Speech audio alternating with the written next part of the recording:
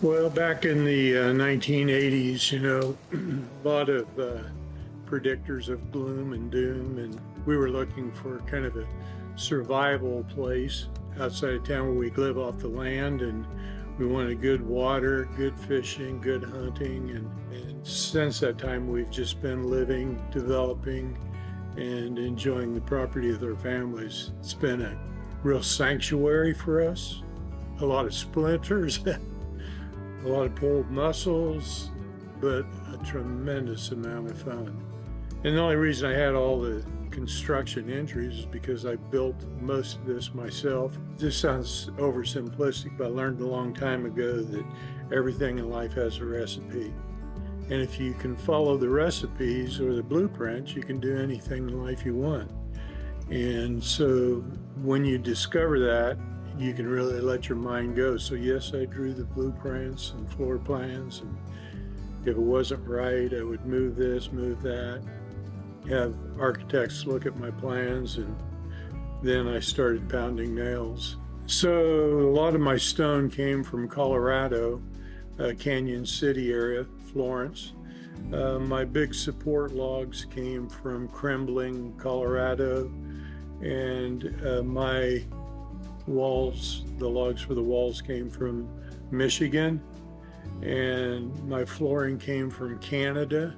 Fish and Game told me that they came out and shocked this lake. I wasn't here at the time it happened, but it set 4 state records, 2 channel cat records, a bass record, and a crappie record. And I know I've caught a lot of big fish, and that sounds like a big fish story, right? 4 records from one lake, but it really is good fishing. Tremendous goose and duck hunting.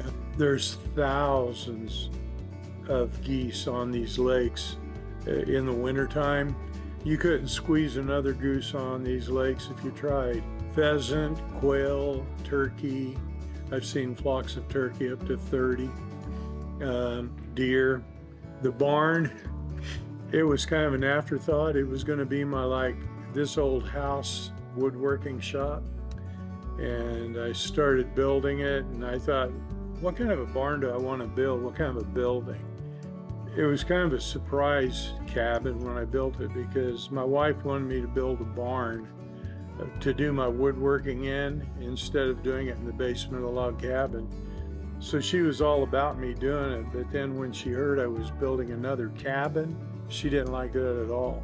It's all built out of reclaimed lumber and antiques, and it's got so many curiosities in it. That's what I like about it, because everywhere your eye rests, there's something interesting to look at. I built that table where you could seat 12 people in a circle. Everybody called it King Arthur's Knights of the Round Table. We had a lot of good corporate meetings there.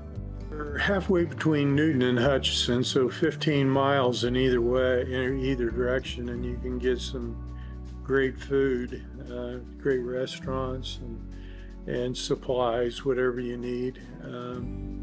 But I like this property when we first found it, like I said, for a survival place.